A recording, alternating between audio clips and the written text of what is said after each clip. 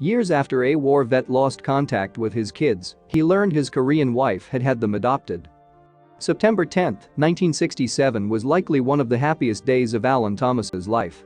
After all, his partner, Connie, had just given birth to twins, a boy named James and a girl named Sandra.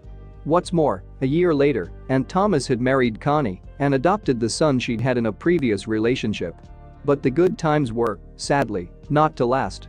That's because a series of events in the following years would blow Alan's life apart and send him on a journey that can only be described as epic. The story begins, though, in 1966, when Thomas departed New Hampshire for South Korea. He was just 19 years old at the time, and he was sent as a fresh-faced GI to Korea's demilitarized zone, where relations between North and South were tense. There, he would work on military helicopters. But that's not all he did. Yes, the bright lights of Seoul drew Thomas to the city, as they did many young soldiers in South Korea. And it was in Seoul that he would meet someone who would change his life forever.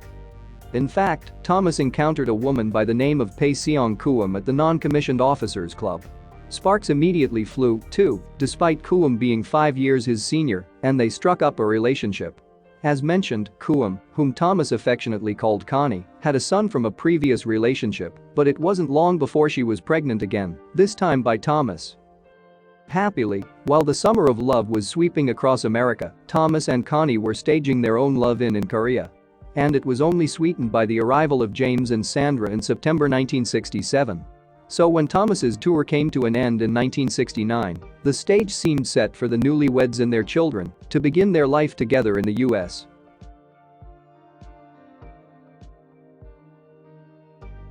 But, as it turned out, things weren't that simple. In fact, while James and Sandra, having been fathered by an American citizen, were permitted to emigrate to the US, Connie and her son were denied access.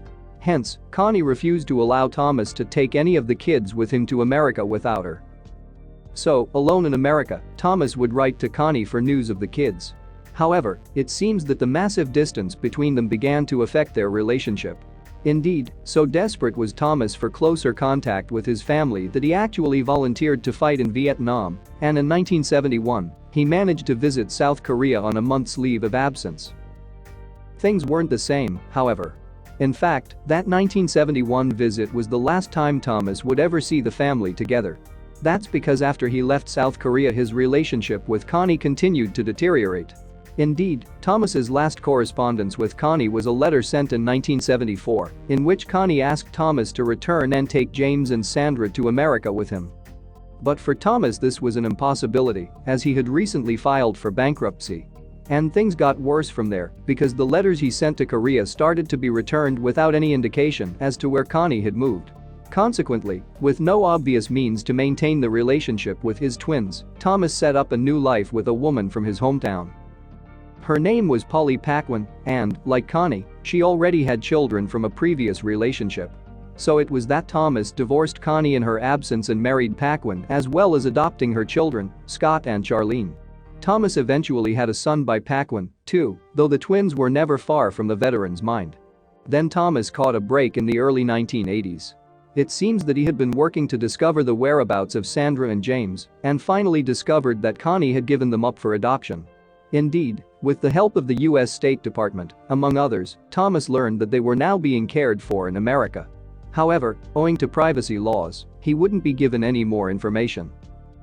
All Thomas knew was that the twins had been taken to America in 1976, meaning that they were either 8 or 9 when they were adopted.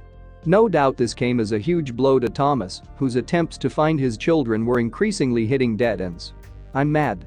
I was highly upset," Thomas explained to ABC News. Fortunately, though, that wasn't the end of the story.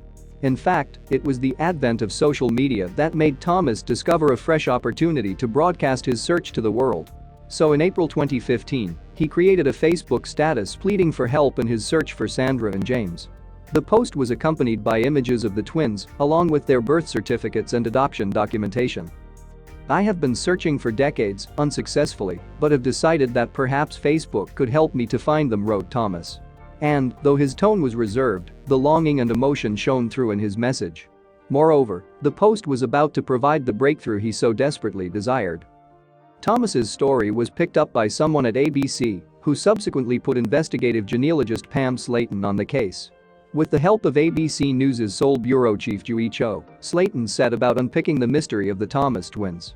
However, it wouldn't be easy. This was because the twins' birth dates, coupled with the fact that they were adopted together, was just not enough information to track them down. That's when the panic started setting in, Slayton told ABC News' 2020s. Yet, out of the blue, help finally came from South Korea.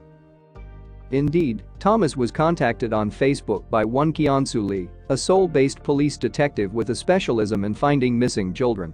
Lee was consequently put in contact with Cho, and with his help, she was able to track down the son whom Thomas had adopted when he married Connie all those years ago.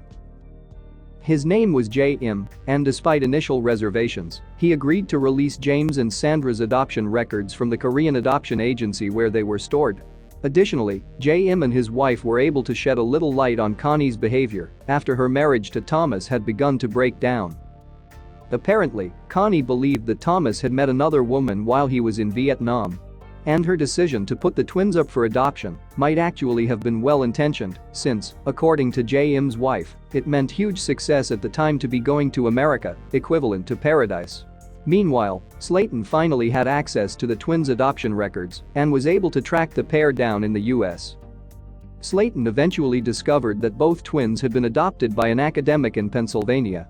What's more, James was now going by the name Timothy James Parker and worked as a trucker in Missouri. Sandra, meanwhile, was now named Susan Williams and was living in Wisconsin with her husband and 2 kids. And so, after arranging initial phone calls between Thomas and the twins, Slayton and the 2020th show brought the family members back together for an emotional reunion in New York. On that day, after almost 50 years of not knowing who their biological father was, Parker and Williams were overwhelmed with emotion. Indeed, Parker said, "I just can't believe you're my actual father. I'm standing right here looking at you." For Thomas, meanwhile, a decades-old wound was finally healed. "I've been looking for a long time," he said.